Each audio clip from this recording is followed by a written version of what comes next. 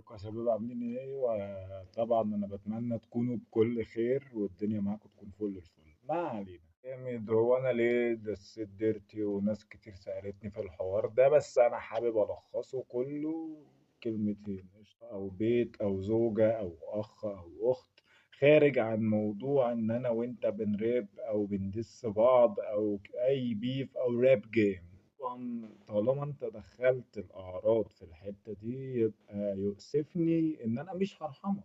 بس انت جبت سيره بنتي، هجيب لك العيله الكريمه كلها وهيبقى حقي، محدش هيلومني، وتبقى انت اصلا خسرت البيف قبل ما انا ما ارد. ما بالك بقى قبل ما انا ارد؟ صدقوني والله والله نبذه، نبذه عن اللي ممكن يحصل في اي بيف وفي اي وضع، حرفيا. لان انا كايفل لو هتعامل شخصيا مع الحوار ده، انا مش هدسك، لا، انا هجيلك فيس تو فيس. ايفل خلاص انتهت، يعني كان اخرها تراك انياب الشر. بعد كده يا باشا، انا حمو ياسر، انا بقيت معروف بحمو ياسر. سبوتيفاي، يوتيوب، فيسبوك، اي منصة في الدنيا، انستجرام، انا حمو ياسر. شكرا للتحية، واحلى مسا عليك. اقول حاجة مهمة معلش، انا شغال مع نيكست جين، ودي انضف شركة اشتغلت معاها، ومش حابب اتعامل مع اي حد تاني. شكرا على كده.